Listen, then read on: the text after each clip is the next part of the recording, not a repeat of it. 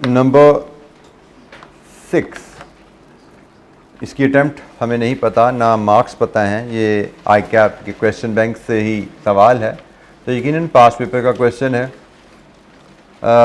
दो पार्ट्स हैं, जिसके पार्ट ए इसका थोड़ा सा डिस्क्रिप्टिव लिखने वाला है। Explain the treatment of under absorbed and over absorbed factory overheads. Give 3 reasons for under absorbed और ओवर एब्जॉर्ब्ड फैक्ट्री ओवरहेड्स। अच्छा, यहाँ पे अनफॉर्चुनेटली मार्क्स अवेलेबल नहीं है। थ्योरी के बारे में बड़ा ज़्यादा आपको ध्यान रखने की ज़रूरत होती है कि कितने मार्क्स हैं।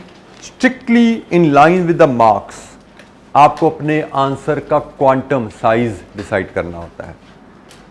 यहाँ पे एक में जनरल गाइडलाइन, हमारे एग्जाम में तो ये गाइडलाइन बहुत ज़्यादा अहमियत नहीं रखती, क्योंकि हमारे एग्जाम में 2, 4, 5 नंबर नॉर्मली से थ्योरी आती नहीं है।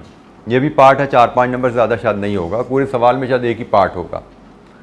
यहाँ पे तो अगर थोड़ी बहुत आप इस मामले में नालायकी कर भी दें तो बहुत ज़्यादा आपकी सेहत पर असर नहीं पड़ता, 1-आध मिनट का फ़र्क पड़ेगा। लेकिन एक जनरल गाइडलाइन मैं आपको थ्योरी के पेपर के रेफरेंस से देना चाहूँगा, क्योंकि यकीनन आप जिन सब्जेक्ट पढ़ रहे होते हैं वो भी आपको बताते हैं, लेकिन मैं देखता हूँ कि कुछ एरियाज ऐसे होते हैं जो स्टूडेंट नहीं पिक करते एक दफ़ा 2 दफ़ा सुनने से, तो कुछ चीज़ें बार बार बतानी पड़ती हैं। थ्योरी के एरिया में 2 सबसे बड़े चैलेंजेस रहते हैं। हमें देखते हैं जनरल हम कि majority of the students they find it difficult to pass discursive written paper. उसमें मेरी समझ के मुताबिक 2 मेजर रीज़न्स होती हैं जिन पे बच्चों की बिल्कुल तवज्जो नहीं होती और बिल्कुल फोकस नहीं होता उनको सीखने के ऊपर, उनका बिल्कुल ख्याल नहीं रखे होते। सबसे पहली चीज़, they don't pick action verb. आप लोगों ने अभी थ्योरी का पेपर शायद कुछ बच्चे दे चुके होंगे बी लॉ का ना। एक्शन वर्ब पिक नहीं करते बच्चे। एक्शन वर्ब से मुराद एग्जामिनर की रिक्वायरमेंट है कुछ स्पेसिफिक वर्ड से शुरू होती है, जैसे इसका भी शुरू हो रहा था एक्सप्लेन, फिर कभी आता है डिफाइन, कभी आता है डिस्क्राइब, कभी आता है आगे आगे चलोगे, ये जैसे जैसे एडवांस पेपर पर जाओ में बढ़ते जाते हैं, discuss, analyse, एवैल्यूएट and so on, और भी हो सकता है इसके अलावा। हमेशा थ्योरी का सवाल किसी एक आइडेंटिफाई, ये भी एक होती है टर्मिनोलॉजी, यहाँ से शुरू होता है। अब सब के आगे लिखा ABC हुआ है। ABC को एक्सप्लेन करो, ABC को डिफाइन करो, ABC को डिस्क्राइब करो, ABC को डिस्कस करो एंड सो ऑन। बात ABC की है। हमारे स्टूडेंट्स की साइकी क्या है, दे जस्ट पिक दिस, वो सिर्फ ABC को पिक करते हैं कि ये ABC के बारे में लिख लें। लिखना क्या है ये पता नहीं होता किसी को। अब ABC को डिफाइन करना कुछ और है, ABC को एक्सप्लेन करना कुछ और है, ABC को डिस्कस करना कुछ और एंड सो ऑन। मतलब ABC डिफाइन करें, हो सकता है ये 1 नंबर का पार्ट हो, ABC को एक्सप्लेन करें, हो सकता है ये 2 नंबर का पार्ट हो, ABC को डिस्कस करें, हो सकता है ये 5 नंबर का पार्ट हो। लेकिन हमारा स्टूडेंट अनफॉर्चुनेटली सिर्फ ABC पिक करता है विदाउट रियलाइजिंग इसके बारे में पूछा क्या गया है, without looking at the marks. Marks कितने मिले हैं, दिमाग में जो कुछ होता है ना डंप कर देते हैं सारा, वहाँ पे उलट देते हैं जाके बोरी सारी वहाँ पे, और बाद में आके कहते हैं जी पेपर बड़ा लेंथी था, मुझसे तो 20 नंबर का पेपर छूट गया। भाई उसने आपसे क्या डिफाइन करो, आप डिस्कशन वाला नॉलेज वहाँ पे डंप करके आ गए तो आपको क्या 5 नंबर दे देगा एक में से? उसे तो एक में से आधा नंबर 3/4 इतना ही देना है ना। तो आपने अगर उस पर 10 मिनट ज़्यादा लगा दिए हैं तो वो आपकी बेवकूफ़ी है। आपने पुअर टाइम मैनेजमेंट की स्किल शो की है, आपने अपना टाइम, कीमती टाइम ज़ाया किया है। क्यों? क्योंकि आपको इनका मतलब ही नहीं पता था। तो सबसे अहम चीज़ इनको पिक करना होता है। तो आप में से कितने बच्चों को इनका मतलब पता है? कितने बच्चे बी लॉ का पेपर दे के आए हैं? हाथ खड़ा करें। माशाल्लाह। अब इनमें से कितने बच्चों को इसका मतलब पता है? वो हाथ ऊपर रखें। 1, 2। तो मतलब तकरीबन को 40-50 बच्चे पर्चा दे आए हैं लॉ का और उनको इसका मतलब नहीं पता। तो अल्लाह ताला से दुआ कीजिए कि आप अच्छा करके आए हो, अल्लाह ताला आपसे अच्छा करे। थ्योरी के पेपर में पहली चीज़ होती है ये वर्ड पढ़ना, फिर लिखना क्या है, किसके बारे में लिखना है। आप लोग किसके बारे में लिखने पे तवज्जो देते हो, लिखना क्या उसका नहीं पता होता आपको। तो आइंदा के ख्याल रखना, ये किसी भी गूगल पर जाओ तो ये academic verbs used in the requirement by the examiner, आपको ये पूरी लिस्ट मिलेगी और किसका क्या मतलब है पूरा आपको सिखाया जाएगा वहाँ पे। कि जी एक्सप्लेन जब कहे तो उसमें क्या क्या लिखना चाहिए, डिस्कस कहे। फॉर एग्जांपल मैं सिर्फ यही बता दूँ आपको, डिफाइन का मतलब डेफिनेशन है जी, 1.5 लाइन की डेफिनेशन उस चीज़ की है। एक्सप्लेन का मतलब उस डेफिनेशन को किसी एग्जाम्पल से एलैबोरेट कर दो। और डिस्कस का मतलब जिस पॉइंट को आपने आइडेंटिफाई किया है उससे एक स्टेप आगे जाते हुए उसके एडवांटेजेस डिसएडवांटेजेस पे भी बात करो। यहां पे सिर्फ 1.5 लाइन चाहिए, यहां पे मे भी 4-5 लाइनें चाहिए उस डेफिनेशन की फर्दर एग्जाम्पलीफाई करके उसको एलैबोरेट करना है कॉन्सेप्ट का आपने। और यहां पे इस पॉइंट के एडवांटेजेस डिसएडवांटेजेस या डिफरिंग व्यूज पे बात करनी है कि इसके बारे में ये भी राय है, इसके बारे में ये भी एक राय है। नॉट नेसेसरी एडवांटेज डिसएडवांटेजेस, लेकिन जो भी रेलेवेंट इंफॉर्मेशन है, 2 डिफरेंट व्यूज हैं इस टॉपिक के बारे में, उन पे बात कीजिए। कोई एडवांटेज डिसएडवांटेजेस है उनके बारे में बात कीजिए। So this is very critical कि आप थ्योरी का आंसर करते हुए इन चीजों को पिक करें। पहले ये पढ़ो, फिर इसको देखो और उसके साथ फिर इसको देखो, फिर डिसाइड करो कितना लिखना है। थ्योरी में strictly go by the mark. 10 number का सवाल है, 18 मिनट में वाइंड अप करके आगे जाना है। आपके दिमाग में बेशक 30 नंबर का नॉलेज हो, भाई उसने जब मांगा ही 10 नंबर का है तो आपने 10 नंबर का लिखना है।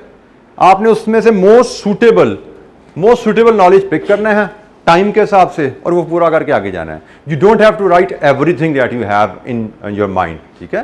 तो उससे नुकसान होता है। 10 नंबर का सवाल पे आप 18 की जगह 35 मिनट लिखा होगा ना, तो आपको 18 में से नंबर नहीं मिल जाने, आपको मिलने 10 में से ही है। 5 मिलेंगे, 6 मिलेंगे, 6.5 मिलेंगे, 7 मिलेंगे, that's it, depending upon the quality of the content.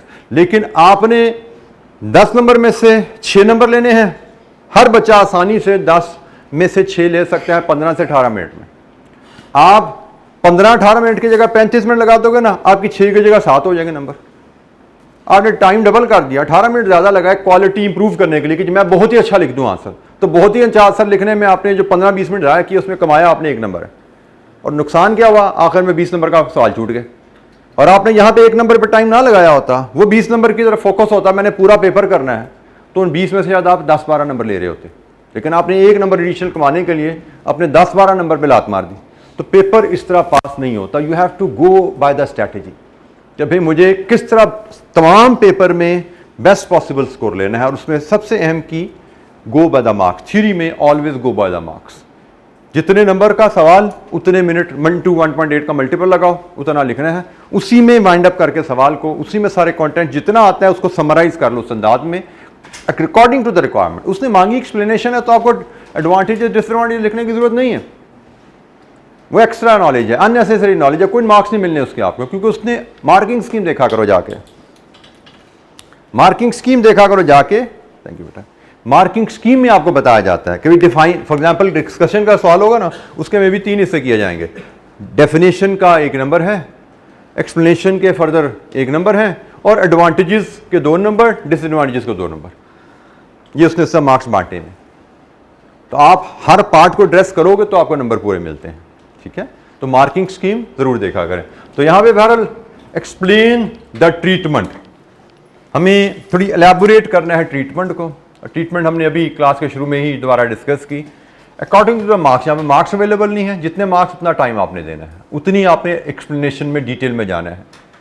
तो हमने अब फॉर एग्जांपल हमने पढ़ा हुआ है कि ओवर एब्जॉर्ब्ड ओवरहेड की एंट्री क्या होती है, ट्रीटमेंट क्या होती है।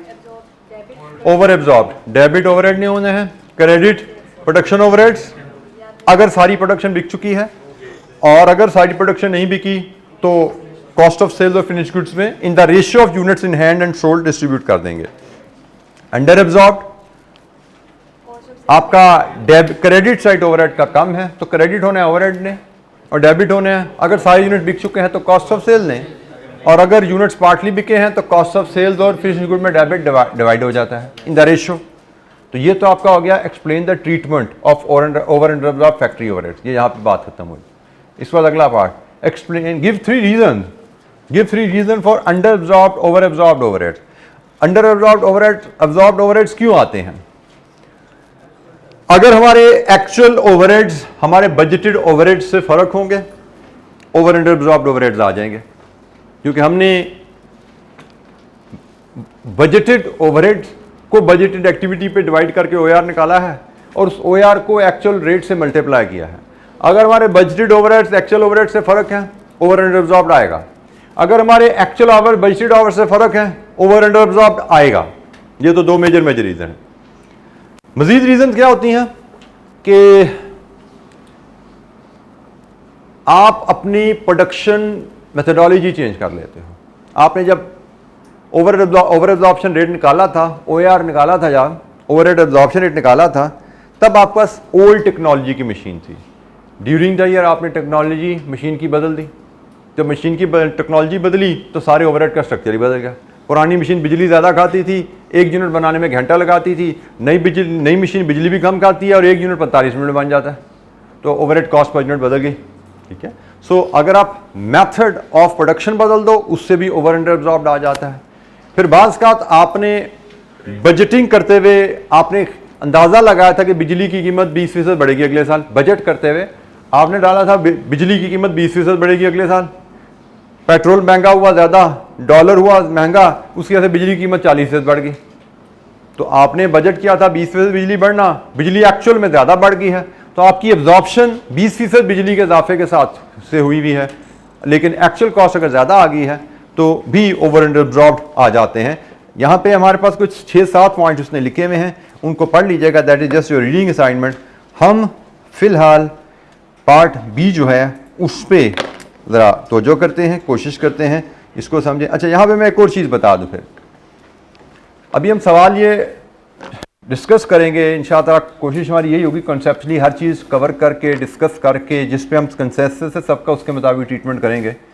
लेकिन मैं इन एडवांस बता रहा हूँ कि सवाल के जवाब में ICAP के सोल्यूशन में कॉन्सेप्चुअल एरर है, जो कि आप लोग खुद आइडेंटिफाई कर पाओगे। मैं अलग से नहीं बताऊंगा। जब निकाल लोगे आप लोग गलती तो फिर मैं बताऊंगा ये देखो ये ICAP ने गलत की हुई थी। उसकी वजह बताने की यहाँ पे फिर क्या है कि अगर आप सवाल पढ़ोगे और जवाब पढ़ लोगे तो आप दिमाग नहीं इस्तेमाल करोगे, आपको पता ही नहीं लगेगा यहाँ पे सोल्यूशन गलत हुआ है। आप उसको याद कर लोगे, याद समझोगे शायद यही ठीक है, ऐसे करना चाहिए, हमने क्लास में गलत पढ़ लिया था, या मुझे याद नहीं रहा, मैंने सीखा नहीं क्लास में, असल तो चीज़ ये है। तो आपकी सारी लर्निंग रिस्टार्ट हो जाती है अगर आप अपना माइंड अप्लाई करके सवाल नहीं करते। ठीक है, तो यहाँ पे हम सवाल पढ़ते हैं और फिर देखते हैं। मैं आपको आइडेंटिफाई एंड में करवाऊंगा कि ICAP ने क्या गलती की। यहाँ पे रिक्वायरमेंट है compute revised machine hour rate which the cutting department should use during the year 20x4. Revised machine hour absorption rate.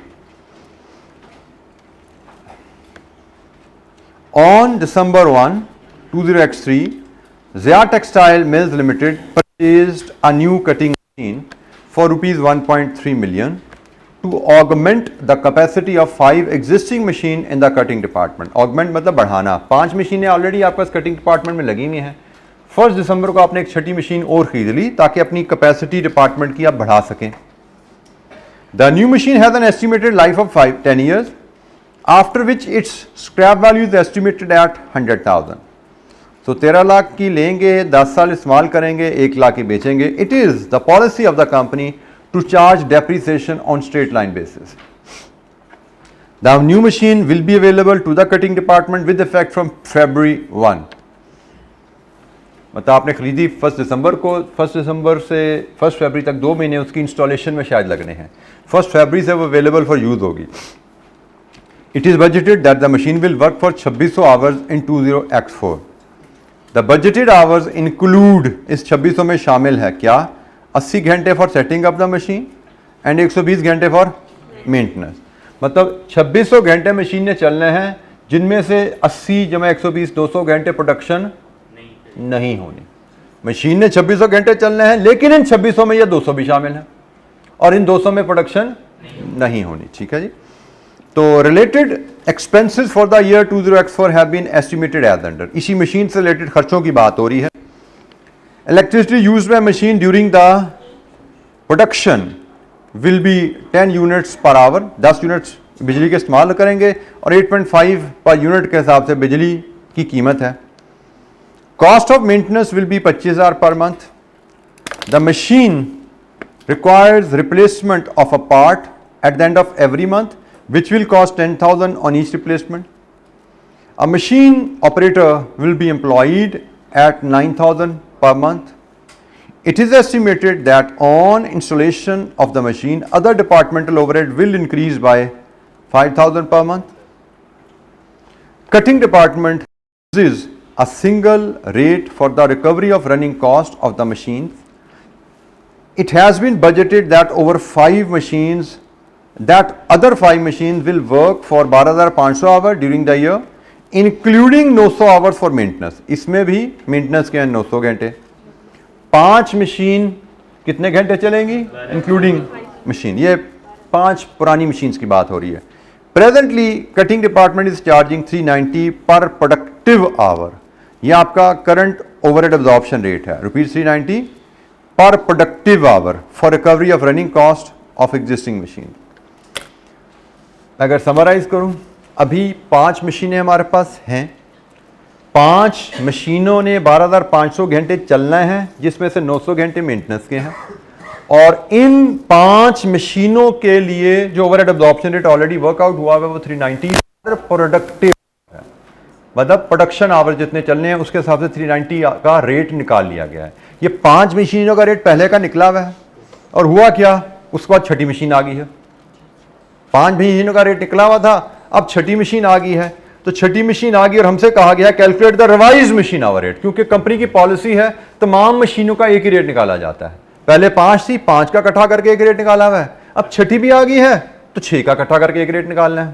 ठीक है, तो हमें कहा गया रिवाइज रेट बताइए कटिंग डिपार्टमेंट का अगले साल जो हमें इस्तेमाल करना चाहिए.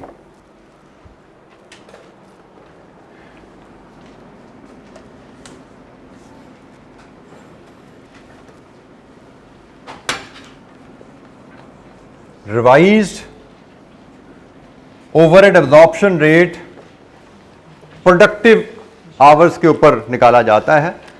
तो हमारा जो बेसिक फार्मूला रहेगा यहाँ पे पार्ट बी है शायद ये. Revised overhead absorption rate will be revised budgeted overheads divided with revised budgeted productive machine hours. ये जो हमारा फार्मूला है. रिवाइज्ड प्रोडक्टिव मशीन आवर्स मुझे काफ़ी आसान लगता है कैलकुलेट करना. पहले वो यहाँ पे देख लेते हैं. 5 जो एग्जिस्टिंग मशीन है इनके प्रोडक्टिव आवर्स 900 ये है, और जो एक नई मशीन ले रहे हैं उसके प्रोडक्टिव आवर्स ये है. ठीक हो गया. तो रिवाइज्ड मशीन आवर्स 5 मशीनों के गिवन है, छठी के भी गिवन है, दोनों को ऐड कर लो क्योंकि अब कटिंग डिपार्टमेंट में 5 की जगह 6 मशीनें होगी ना. और रिवाइज्ड बजटेड आवर्स के लिए मैं एक वर्किंग 1 बना लेता हूँ.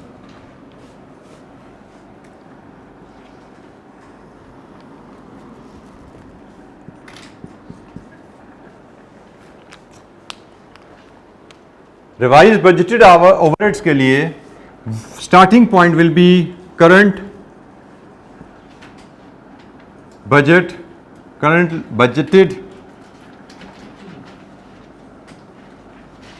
ओवरहेड्स फॉर 5 मशीन, और इसमें ऐड कर देंगे ओवरहेड्स फॉर 6th मशीन.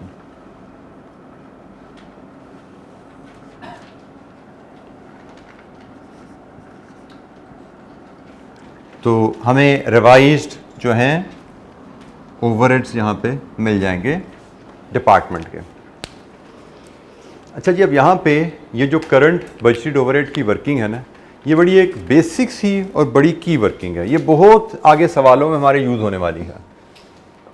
बड़ी बेसिक वर्किंग है लेकिन बहुत ही की वर्किंग है कि हमारे करंट बजटेड ओवरहेड कितने हैं.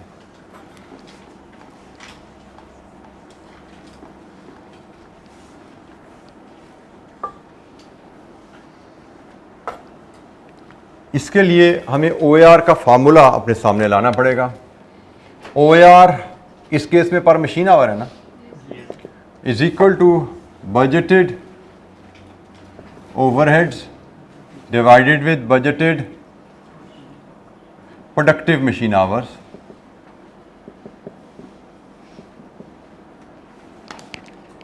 अब इस सवाल में करंट की हम जब बात करें, इसमें चले मैं इसको भी मैं वर्ड इसमें यहाँ पे करंट का वर्ड डालता हूँ और यहाँ पे भी बजटेड करंट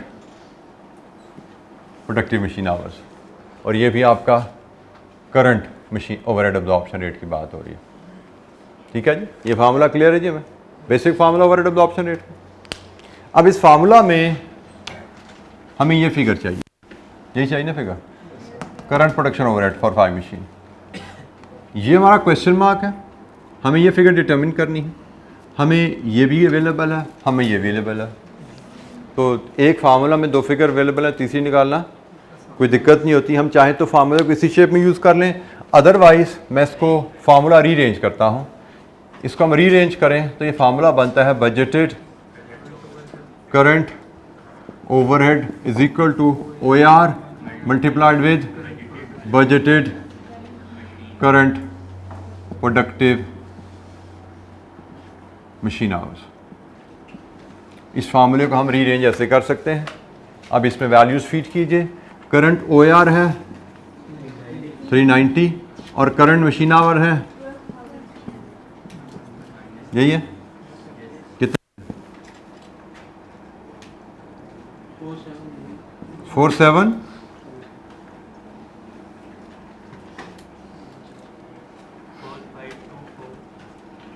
बेटा 12 500 माइनस 900 करना है पहले, फिर इसको ज़रब देना है 4520 000 4.52 मिलियन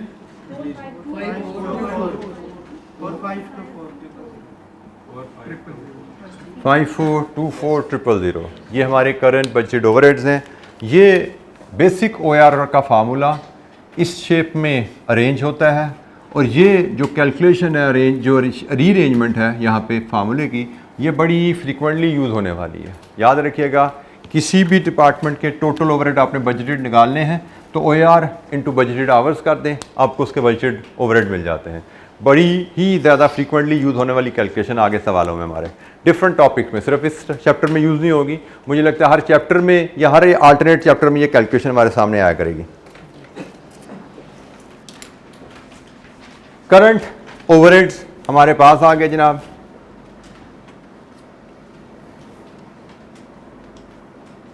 $4524,000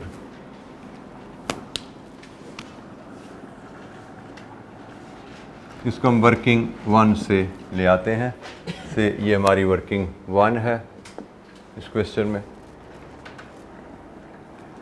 अब हम इसमें ऐड करेंगे overheads for 6th machine.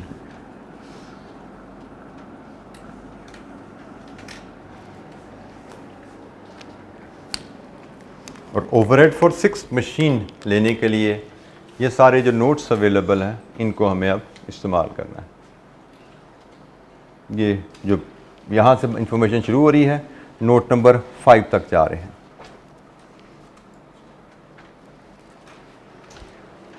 5th machine की सबसे पहली जो ओवरहेड कॉस्ट है दैट इज डेप्रिसिएशन। 6ठी मशीन ली है तो उसकी डेप्रिसिएशन भी हमें ओवरहेड में ऐड करनी है। डेप्रिसिएशन के लिए यहाँ पे उसने डाटा में दिया हुआ है, initial investment 13 lakh, residual value 1 lakh, life 10 साल, डेप्रिसिएशन 1.5 लाख। तो जनाब इसकी वर्किंग बनेगी initial investment minus residual value divided with life. अब यहाँ पे एक छोटा सा उसने ट्रैप रखा हुआ है, यहाँ से हमने जब डेप्रिसिएशन निकाली है बनी 1 साल की, ऐसा ही, लेकिन हमने मशीन इस्तेमाल किया 11 महीने, क्योंकि आपने 1 जनवरी से लेकर 31 जनवरी तक मशीन इस्तेमाल नहीं की। आपकी मशीन अवेलेबल फॉर यूज़ है 1 फरवरी से, तो ये साल की डेप्रिसिएशन है, डिवाइड विद 12 इंटू 11। ये जनाब हम इसकी एडजस्टमेंट कर रहे हैं 110,000। ये जी हमारी डेप्रिसिएशन आ गई नई मशीन की 110,000।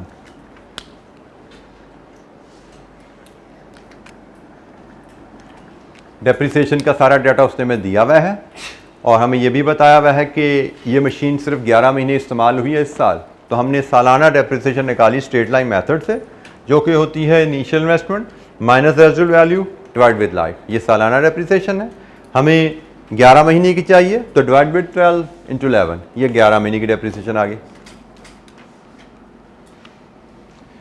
आगे चलते हैं जी, यहाँ पे आइए।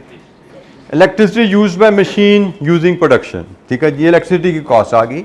ये मशीन जो छठी मशीन है इसके लिए इलेक्ट्रिसिटी की कॉस्ट जी, पर प्रोडक्टिव आवर 10 यूनिट बिजली इस्तेमाल होती है और 8.5 रुपए के हिसाब से बिजली की कीमत है। तो मशीन के प्रोडक्टिव आवर्स कितने हैं नई मशीन के? 2600 क्या? ये प्रोडक्टिव आवर्स हैं और हर प्रोडक्टिव आवर पे लगने हैं 10 यूनिट। ये टोटल यूनिट्स आ गए और एक यूनिट की कॉस्ट है 8.5। जनाब इलेक्ट्रिसिटी का खर्चा कितना आएगा अगले साल में जी? ये जी बिजली का खर्चा आ गया, नई मशीन का बिजली का खर्चा। नई मशीन हम इस्तेमाल करेंगे जितने प्रोडक्शन आवर के लिए उस हिसाब से बिजली का खर्चा। Cost of maintenance is 25,000 per month, 11 महीने, बिल्कुल ठीक है जी। मेंटेनेंस कॉस्ट हमने 11 महीने मशीन इस्तेमाल करनी है तो 25,000 इंटू 11 275,000।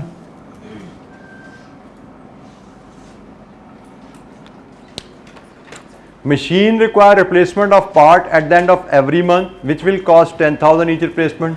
11 महीने पार्ट रिप्लेसमेंट,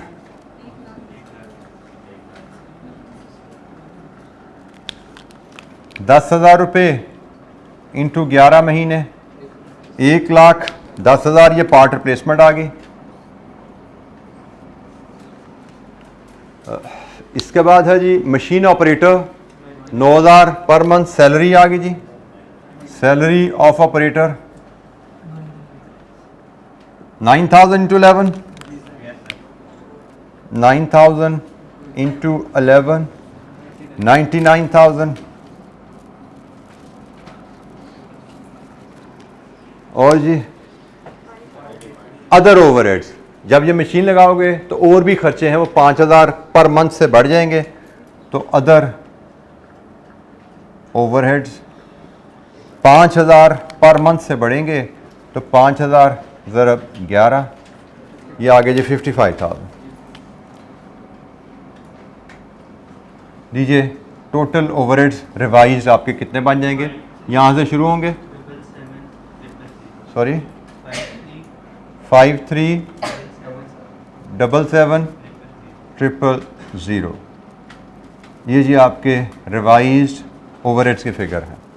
आपकी फैक्ट्री में 5 मशीनें जब चल रही हैं पहले, तो 5 मशीनों के ओवरहेड्स आपने 4524,000 लगाए हुए हैं दादा। छठी मशीन आ जाएगी, उसकी जो इन्फॉर्मेशन दी गई है उसके मुताबिक हमारे कटिंग डिपार्टमेंट के ओवरहेड 5377,000 बनते हैं। Revise budgeted overheads, revise divide with revised hours, कितना बना जी रेट?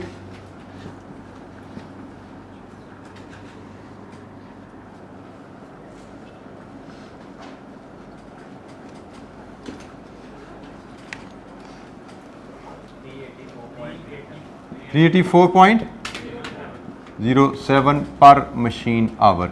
यह है जी revised overhead absorption rate.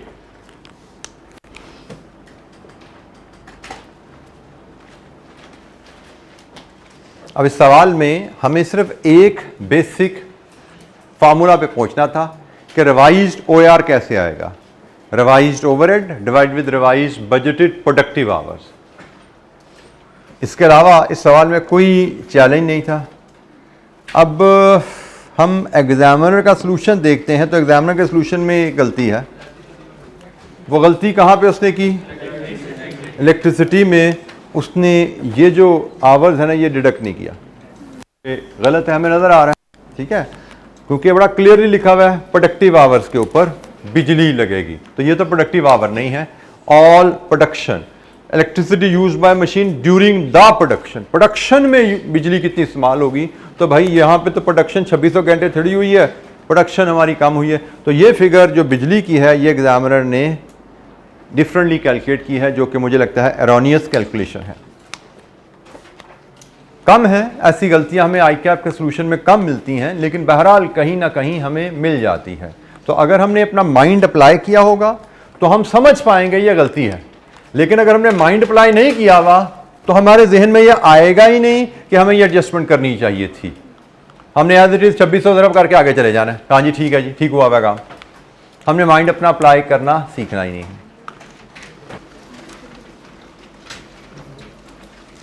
Question number 7 हमारे मॉडल पेपर में दिया गया है पास पेपर का ही क्वेश्चन, लेकिन हमारा जो मॉडल पेपर आई कैप ने दिया उसमें इस क्वेश्चन को शामिल किया गया है। Question number 1,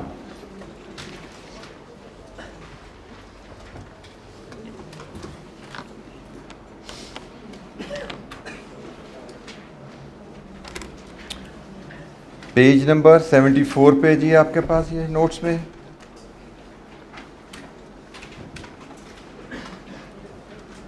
omega Industries Limited requirement compute product wise actual overheads for alpha and beta, product wise actual overheads. Part B, prepare journal entries to record applied production overhead and over या under absorbed production overheads. 2 number की entries हैं और 10 number का overheads की working पे question है। देखते हैं जनाब हमें क्या वर्किंग करवाई जा रही है यहाँ पे। Omega Industries limited produces 2 products alpha and beta. These products are processed through fabrication and finishing departments. Quality control and logistics departments provide all the necessary support for production. So 2 production department, 2 service departments. OIL allocates production overheads to alpha and beta at a predetermined rate of 1300 and 500 per unit respectively. Already overhead absorption rate दोनों products का बना लिया गया है। ये products का per unit rate है, एक का अल्फा का 1300 पर यूनिट और बीटा का 500 per unit. Any under over absorbed overheads are adjusted to cost of sales. ये भी पॉलिसी बता दी गई, हमने पढ़ा हुआ 2 तरह की पॉलिसीज हो सकती हैं। एक ओवर अंडर एब्जॉर्ब को कॉस्ट ऑफ सेल में एडजस्ट किया जा सकता है, और एक पॉलिसी हो सकती है कि वो ओवर अंडर एब्जॉर्ब को कॉस्ट ऑफ सेल्स और फिनिश गुड्स में तकसीम किया जा सकता है। तो यहाँ पे उसने बता दिया कि भाई पॉलिसी है ओवरहेड्स हमने चार्ज करने हैं कॉस्ट ऑफ सेल्स को।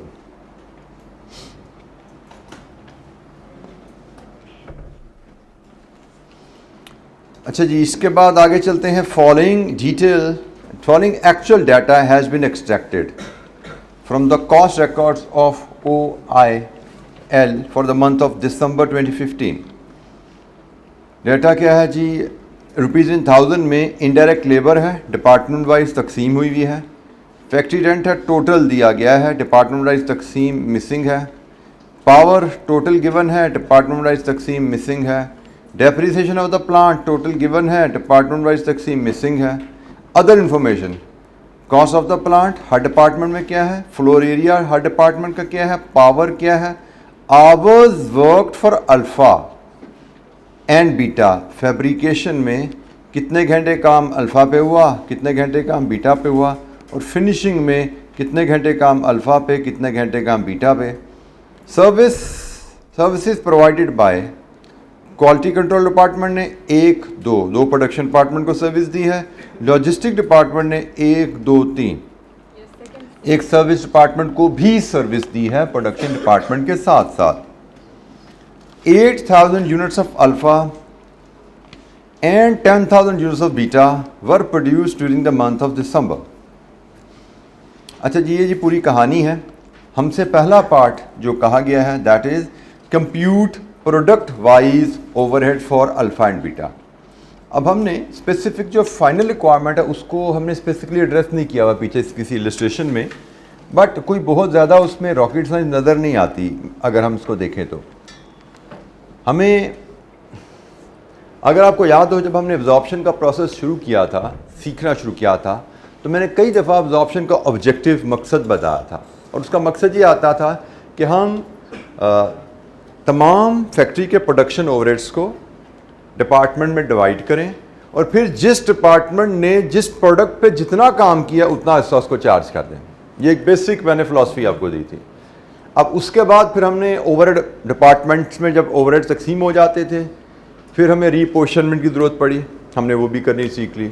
फिर एब्जॉर्प्शन रेट का मसला आया तो हमने उस पर भी बात की कि हम एब्जॉर्प्शन रेट पर यूनिट भी ले सकते हैं, पर आवर भी ले सकते हैं, बट अल्टीमेटली हमने फैक्ट्री के ओवरहेड्स को प्रोडक्शन डिपार्टमेंट में तकसीम किया, सर्विस से भी लिया इधर, और फिर जिस डिपार्टमेंट ने जितना काम किया था उसकी बेसिस पे उसकी प्रोडक्ट हम उसकी कॉस्ट हम प्रोडक्ट्स को चार्ज कर देते थे। तो यहाँ पे भी वही कहानी उसने मैंने करने को कही है। उसने कहा है कि भाई आप बताइए, आप अपने फैक्ट्री ओवरहेड्स का कितना हिस्सा अल्फ़ा को कितना बीटा को चार्ज करेंगे। तो वही जो बेसिक स्टोरी थी उसी पे चलते हुए आपने ये कॉस्ट एलोकेट हुई भी है, ये जॉइंट कॉस्ट है, इन जॉइंट कॉस्ट को आपने पोर्शन करना है। इसकी नतीजे में होगा क्या कि आपके फैक्ट्री के तमाम ओवरहेड्स 1 2 3 4 डिपार्टमेंट में तकसीम हो गए। उसके बाद आपको सर्विस डिपार्टमेंट का सिनेरियो 2 दिया गया है। एक सर्विस डिपार्टमेंट सिर्फ प्रोडक्शन डिपार्टमेंट को सर्व कर रहा है, दूसरा सर्विस डिपार्टमेंट प्रोडक्शन के साथ साथ एक सर्विस डिपार्टमेंट को भी सर्व कर रहा है। तो इसका मतलब यहाँ पे अब आपको फिर रीअपोर्शनमेंट सेकंड सिनेरियो के तहत करनी है। रीअपोर्शन करने के बाद तमाम ओवरहेड इन 2 डिपार्टमेंट में आ गए। अब यहाँ से जिस डिपार्टमेंट ने जितना काम जिस प्रोडक्ट के लिए किया है, इसकी टोटल कॉस्ट का 70% अल्फ़ा को, 30% बीटा को, इसकी टोटल कॉस्ट का 60% अल्फ़ा को, 40% बीटा को। अल्फ़ा की टोटल कॉस्ट क्या है, बीटा की टोटल कॉस्ट क्या है, ये उसने हमसे मांगा है। हमसे कहा गया है compute product wise actual overheads. Actual overhead, ये सारा डाटा एक्चुअल ही है, ये सारा डाटा एक्चुअल है, ये सारे ओवरहेड्स एक्चुअल हैं। तो जब हम पहले हमें अपोर्शनमेंट करनी है, फिर हमें रीअपोर्शनमेंट करनी है, और उसके बाद हमने हर डिपार्टमेंट के ओवरहेड को अल्फ़ा बीटा में तकसीम कर देना है। तो अल्फ़ा के ओवरहेड्स आ जाएंगे, अल्फ़ा में फैब्रिकेशन में कितना लगा, फिनिशिंग में कितना लगा, बीटा में फैब्रिकेशन में कितना लगा, फिनिशिंग में कितना लगा। तो अल्फ़ा और बीटा के टोटल ओवरहेड हमारे पास प्रोडक्ट वाइज अवेलेबल हो जाएंगे। तो ये चीज़ की ओवरऑल स्टोरी है जिसके तहत हमें अब चीज़ें को प्रेजेंट करना है।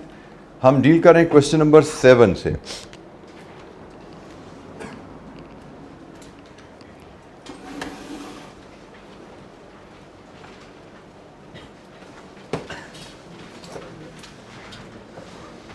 Description,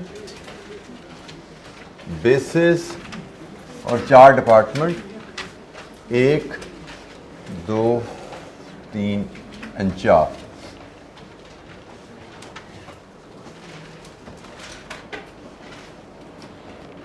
fabrication, finishing, quality control and logistic. यहाँ पे हम बेसिस ले आएंगे। सबसे पहले हमारी जो आइटम है that is indirect labour. Indirect labour, इसका हमें डिपार्टमेंट वाइज ब्रेकअप अवेलेबल है, तो दिस इज़ एलोकेशन। तो डाटा सारा रुपीज़ इन 1000 में है। फैब्रिकेशन में कितना है जी, 1500, फिनिशिंग 1200, 500, 400। ये जी हमारे पास इनडायरेक्ट लेबर। हमने ख्याल रखना होता है हम सिर्फ ओवरहेड से डील कर रहे हैं, ये सारे ओवरहेड्स की आइटम है, कोई डायरेक्ट कॉस्ट यहाँ पे शामिल नहीं है। Indirect labour department wise breakup available था। फैक्ट्री रेंट, ये जॉइंट कॉस्ट है, इसको हमें तकसीम करने के लिए बेस चाहिए। नीचे अदर इंफॉर्मेशन में बेसिस अवेलेबल है। फ्लोर एरिया, फ्लोर एरिया की बेसिस पे इसको तकसीम किया जा सकता है, और फ्लोर एरिया पे तकसीम करने के लिए हमारे पास एक छोटी सी वर्किंग हम बना लेते हैं। वर्किंग हम किसी भी अंदाज में प्रेजेंट कर सकते हैं, बल्कि इसमें तुमने कहा था हम कैलकुलेटर भी काम कर सकते हैं। एग्जामिनर हमें कैलकुलेटर पर ही अलाउ करता है। तो टोटल एरिया है जी 20,000, 20 ले लीजिए, सब 1000 में है, तो 20 में से 10/20, 5/20, 3/20, 2/20, ऐसे ही है जी। टोटल 20 हिस्से होने हैं रेंट के, जिसमें से 10, 5, 3, 2। तो टोटल रेंट आपने जो तकसीम करना है वो है 2000। तो 2000 इंटू 10/20, 1000, 2000 इंटू 5/20, 2000 इंटू 5/20, 600 तो नहीं आता, 500 आता है, और फिर 300 है, और फिर 200 है। हर स्टूडेंट कैलकुलेशन करके देख ले, किसी बच्चे को दिक्कत हो कैलकुलेशन में पूछिए। हमने फ्लोर एरिया सेलेक्ट किया और फ्लोर एरिया की रेशो में तकसीम किया, मतलब टोटल 20,000 स्क्वायर फीट एरिया है। हमने 10, 5, 3, 2 इस रेशो में इसको 2 मिलियन जो रेंट था उसको तकसीम कर दिया, 2000 जो रेंट है उसको हमने तकसीम कर दिया 10, 5, 3, 2। हर स्टूडेंट कैलकुलेशन परफॉर्म करके ज़रूर देखा करे, क्लास में फॉलो किया करें, और कोई चीज़ समझ ना आया करे पूछा कीजिए।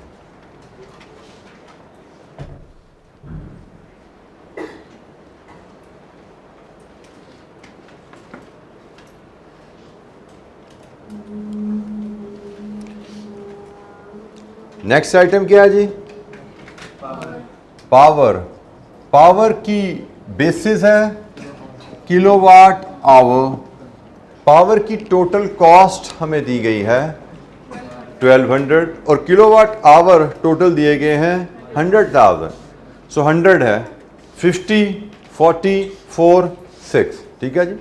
100 के आपने हिस्से करने हैं 50, 40, 4 और 6, तो परसेंटेज में कर सकते हैं आसानी से।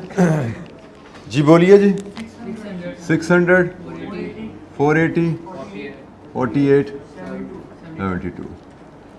लीजिए, ये पावर की जो हमारी कॉस्ट थी 1200, उसके हमने हिस्से कर दिए पावर किलोवाट आवर्स की जितनी यूज़ हुए हैं उसकी रेशो में।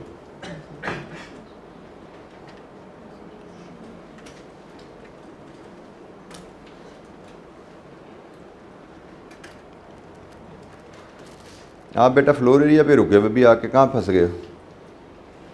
हेलो, किधर फंस गए? हो नहीं, आपसे फ्लोर एरिया नहीं हो रहा अभी आपसे। बेटा इसको बताओ ज़रा साथी को अपने, फ्लोर एरिया के बेस पे कैसे तकसीम करना है। मैंने बोला पहले भी, फिर बोल रहा हूँ, अगर किसी बच्चे को दिक्कत है पूछ लीजिए। घर में तो पढ़ने की शायद लगता तौफीक नहीं हो रही, तो क्लास में कोई सीखने की तौफीक कर लें, मौका जब मिल रहा है तो।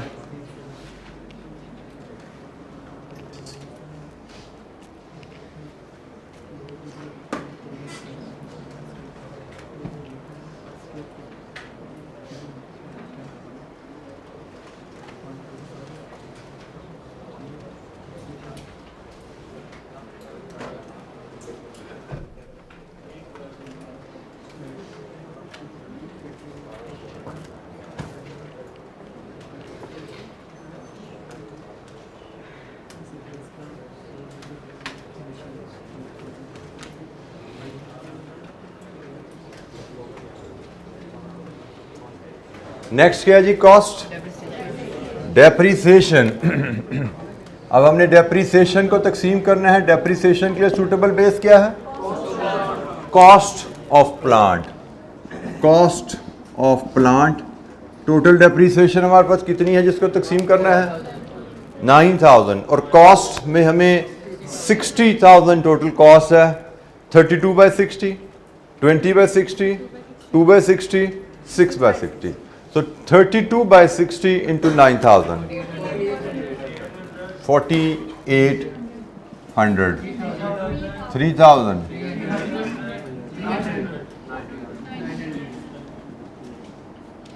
लीजिए जी, ओवरहेड्स हमने एलोकेशन की और अपोर्शनमेंट कर दी रेंट को फ्लोर एरिया की बेसिस पे, पावर को किलोवाट आवर की रेशियो में, डेप्रिसिएशन को कॉस्ट ऑफ द प्लांट की रेशियो में। यहाँ से हमें डिपार्टमेंट वाइज ओवरहेड मिल गए। टोटल कीजिए फैब्रिकेशन 7900, फिनिशिंग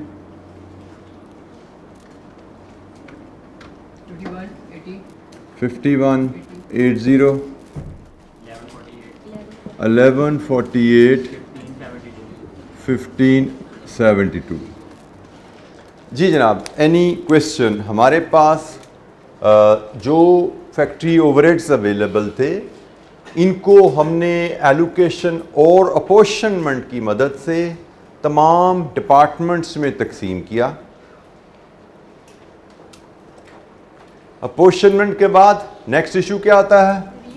रीअपॉर्शनमेंट का, कि भाई सर्विस डिपार्टमेंट ने किसी प्रोडक्ट पे काम नहीं किया, हमने तो प्रोडक्शन कॉस्ट को, ओवरहेड कॉस्ट को प्रोडक्ट्स में चार्ज करना है, तो प्रोडक्ट में चार्ज करने के लिए हमें सर्विस डिपार्टमेंट की कॉस्ट को भी प्रोडक्शन डिपार्टमेंट में तकसीम करना पड़ेगा। और इसमें मेथड नंबर 2 के तहत पहले कौन सा डिपार्टमेंट जाएगा? पहले लॉजिस्टिक्स की तकसीम करेंगे। और उसकी वजह क्या है? क्योंकि logistic is servicing the other service department, logistic is serving the other service department. तो सिनेरियो 2 का केस है जिसमें सिर्फ एक सर्विस डिपार्टमेंट प्रोडक्शन डिपार्टमेंट के अलावा दूसरे सर्विस डिपार्टमेंट को भी सर्व कर रहा है। तो हम पहले वो डिपार्टमेंट पिक करेंगे जो दूसरे सर्विस डिपार्टमेंट को भी सर्व करता है, उसके बाद क्वालिटी कंट्रोल की बारी आती है। तो लॉजिस्टिक के बेसिस हमें यहाँ पे जो गिवन है 60, 35 एंड 5, लॉजिस्टिक्स की बेसिस हैं 60, 35 and 5 and these are in percentages. तो जनाब लॉजिस्टिक्स का खर्चा है 1572, इसको हमें तकसीम करना है 60%, 943, 550, 79। हमने 1572 जो लॉजिस्टिक्स का टोटल खर्चा था इसको इन परसेंटेजेस में तकसीम कर दिया। हमें लॉजिस्टिक्स ने जो डिफरेंट डिपार्टमेंट को सर्विस दी है उसका ब्रेकअप दिया गया था। क्यूसी का ब्रेकअप क्या है? 40, 60, ये भी परसेंटेज है। और क्यूसी की कॉस्ट जो हमने तकसीम करनी है वो कितनी है? 1227, और ये तकसीम होगी 40%,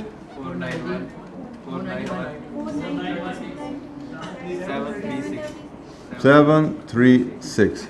लीजिए जी, ये हमारी रीअपॉर्शनमेंट भी कंप्लीट हो गई है। अब सर्विस डिपार्टमेंट के ओवरहेड 0 हो चुके हैं, सारे ओवरहेड्स प्रोडक्शन डिपार्टमेंट में आ गए। फैब्रिकेशन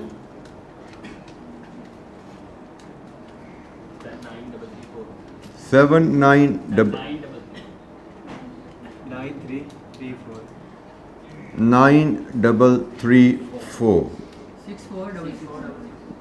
6466।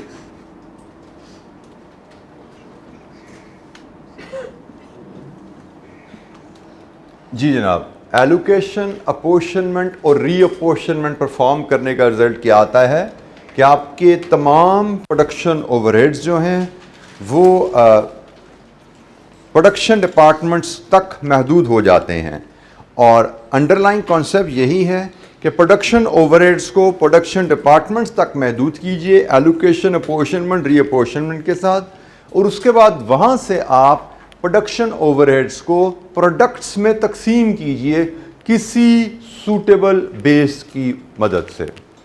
प्रोडक्शन ओवरहेड्स को जब प्रोडक्शन डिपार्टमेंट में आ जाएं, वहाँ से फिर हम इनको प्रोडक्ट्स में तकसीम करते हैं किसी सूटेबल बेस पे।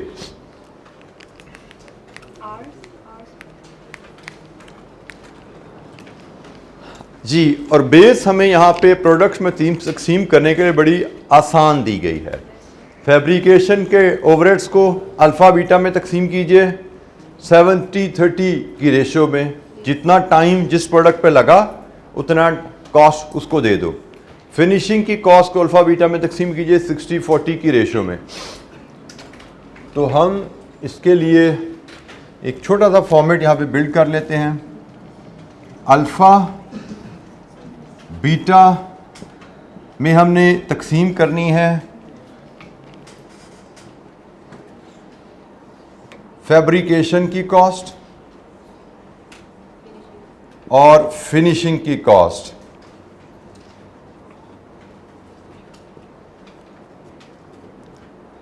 बेसिस हमें यहां पे भी प्रोवाइड कर दी गई हैं। फैब्रिकेशन की कॉस्ट तकसीम होनी है 70-30 में, 70-30 में, और फिनिशिंग की कॉस्ट तकसीम होनी है 60-40 में।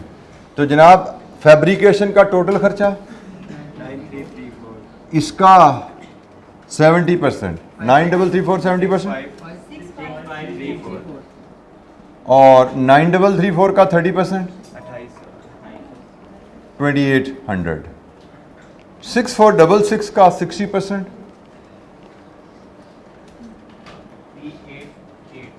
3880, और 6466 का 40%,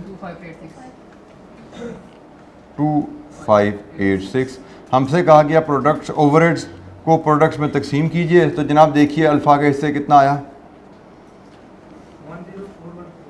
10414, और बीटा के इससे कितना आया 5386। हमने 9334 ओवरहेड्स से उनको तकसीम किया, और यहाँ पे 6466 थे उनको तकसीम किया इन रेशो में।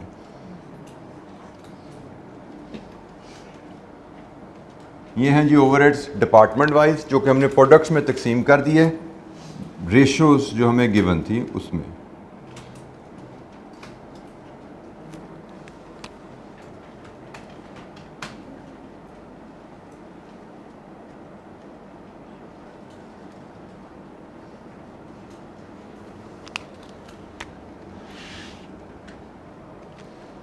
पार्ट 1 जो 10 नंबर का था, पार्ट ए, हमने उसको कंप्लीट किया।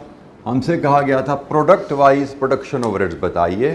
तो हमने एलोकेशन, अपोर्शनमेंट, रीअपोर्शनमेंट के बाद हमने ओवरहेड्स को, हर डिपार्टमेंट के ओवरहेड्स को प्रोडक्ट्स में तकसीम कर दिया उस रेशो में जिस रेशो में उस डिपार्टमेंट ने प्रोडक्ट्स पे टाइम लगाया था। रेशो में दी गई थी लेबर आवर स्पेंट, उस रेशो में हमने ओवरहेड को तकसीम कर दिया। हमें ओवरहेड एब्जॉर्प्शन रेट बनाने को नहीं कहा गया था, हमें ओवरहेड्स को तकसीम करने को कहा गया था प्रोडक्ट्स में। अगर हमें एब्जॉर्प्शन रेट बनाने को कहा जाता तो आवर्स वर्क, आवर्स की बेस हमें दी जाती, हम टोटल ओवरहेड्स को टोटल आवर्स वर्क से डिवाइड करते तो आवरली कॉस्ट आ जाती। उसने ऐसा नहीं कहा, उसने हमें टोटल बता दिया, भाई जितने भी घंटे लगे उसमें से 70 इधर गए, 30 इधर गए, जितने भी घंटे यहाँ पे काम हुआ उसमें से 60 इधर गए, 40 इधर गए। तो हमने उसी रेशो में कॉस्ट को तकसीम कर दिया। हमें क्वेश्चन में देखना पड़ता है हमारी जो रिक्वायरमेंट है उसके मुताबिक कौन सी इंफॉर्मेशन हमें सूटेबल लग रही है उस रिक्वायरमेंट को एड्रेस करने के लिए। This was the most suitable information. Overhead को प्रोडक्ट्स में तकसीम करना, ओवरहेड को प्रोडक्ट में तकसीम करना, यही हमारी रिक्वायरमेंट थी। तो प्रोडक्ट वाइज ओवरहेड्स को प्रोडक्ट्स में तकसीम करके बताओ कि अल्फ़ा पे टोटल ओवरहेड कितने लगे, बीटा पे कितने लगे। अल्फ़ा पे एप्लीकेशन में भी काम हुआ, अल्फ़ा पे फिनिशिंग पे भी काम हुआ, बीटा पे फैब्रिकेशन में भी काम हुआ, बीटा पे फिनिशिंग पे भी काम हुआ। तो हमने इसी अंदाज में जैसे रिक्वायरमेंट थी इस मैटर को एड्रेस किया। Any question?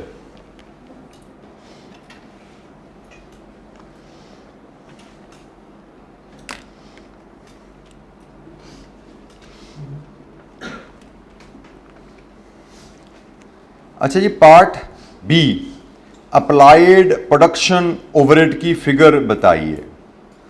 Sorry, prepare journal entry to record applied production overhead. Journal entry हमें रिकॉर्ड करनी है अप्लाइड प्रोडक्शन ओवरहेड को रिकॉर्ड करने के लिए।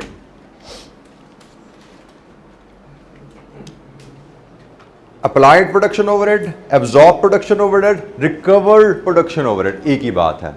अप्लाइड, एब्जॉर्ब, रिकवर्ड, ये तीनों एक ही टर्म के साइनोनिम के तौर पे यूज होते हैं, अप्लाइड, रिकवर एंड एब्जॉर्ब। ठीक है, तो यहां पे उसने कहा compute, prepare annual journal entries to record applied production overheads. Applied production overhead की एंट्री क्या होती है, ओवरहेड एब्जॉर्प्शन की एंट्री क्या होती है? एब्जॉर्प्शन, ओवरहेड एब्जॉर्ब करने की एंट्री। ओवरहेड एब्जॉर्ब करने का मतलब प्रोडक्ट को ओवरहेड चार्ज करना। Work in process debit, production overhead credit. ठीक है जी। तो यहां पे हम पार्ट बी में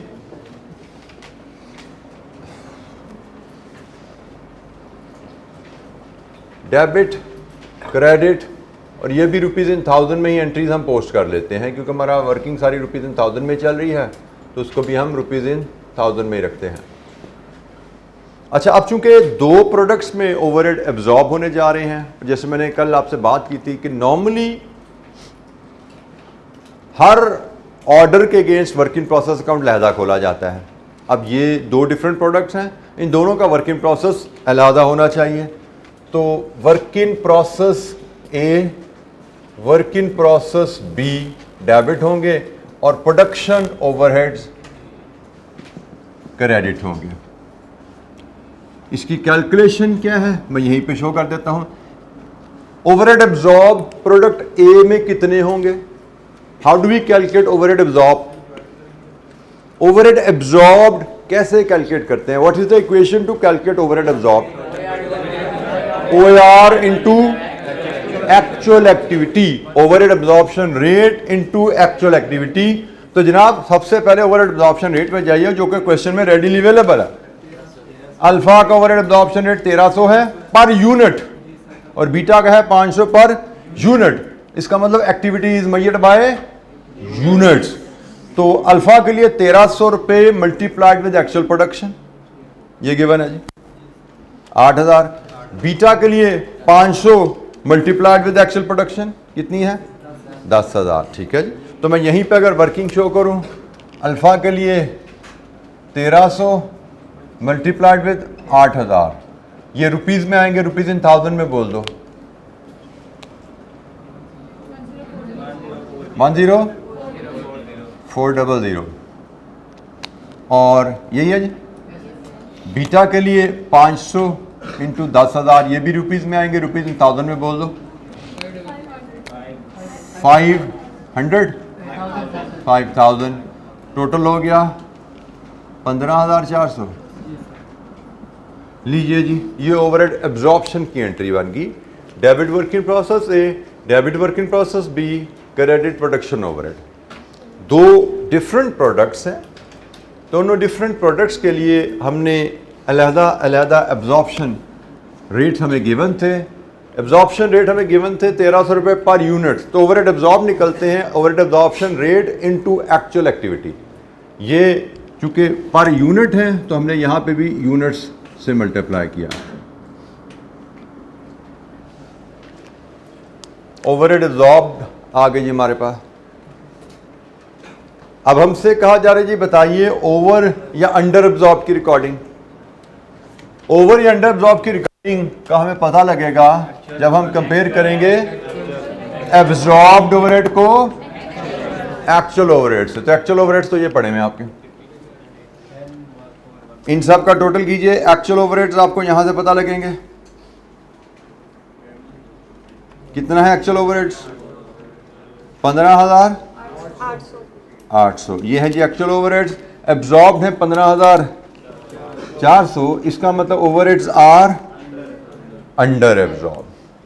मैं आपकी याद दहानी के लिए यहाँ पे छोटा सा मैं ओवरहेड अकाउंट बनाऊं, अगर मैं प्रोडक्शन ओवरहेड अकाउंट बनाऊं तो एक्चुअल ओवरहेड जो इनकर होते हैं वो यहाँ पे डेबिट आते हैं 15,800। बेटा सिंपल सम करना है, चार फिगर का कोई साइंस तो है नहीं इनमें। कोई दिक्कत है इसको सम करने में? इसमें इख्तिलाफ क्यों आ रहा है भाई? 15,800 आपका एक्चुअल ओवरहेड इनकर हुआ, वो हमेशा डेबिट होता है प्रोडक्शन ओवरहेड को। फिर आपने work in process A, work in process B में एब्जॉर्ब किया 10,400 और 5,000। हम देखते हैं कि हमारे पास डेबिट साइड पे 15,800 है, क्रेडिट साइड पे 15,400 है। तो जनाब इसको क्लोज करने के लिए क्रेडिट करना पड़ेगा। अंडर एब्जॉर्ब्ड ओवरहेड्स का मतलब क्रेडिट साइड शॉर्ट है, इस अकाउंट की क्रेडिट साइड शॉर्ट है, तो हमें ओवरहेड अकाउंट को क्रेडिट करना है। क्रेडिट ओवरहेड अकाउंट होना है और हमें एक पॉलिसी बताई गई है कॉस्ट ऑफ सेल्स। बिल्कुल ठीक है जी, cost of sales debit, production overhead credit by 400, और ये हैं जी हमारे under absorbed overheads. Under absorbed overheads 15,800 minus 15,400, लीजिए जी एंट्री हमारी आ गई। अच्छा, एक मैं यहाँ पे थोड़ी सी गलती कर गया, मैंने यहाँ पे जैसे डिस्क्रिप्शन लिखी है, इधर डिस्क्रिप्शन लिखना मैं भूल गया। मैंने को बताया हुआ कि जर्नल एंट्री जब भी मांगी जाए we must write a description, तो डिस्क्रिप्शन यहाँ पे आएगी प्रोडक्शन ओवरहेड एब्जॉर्ब्ड।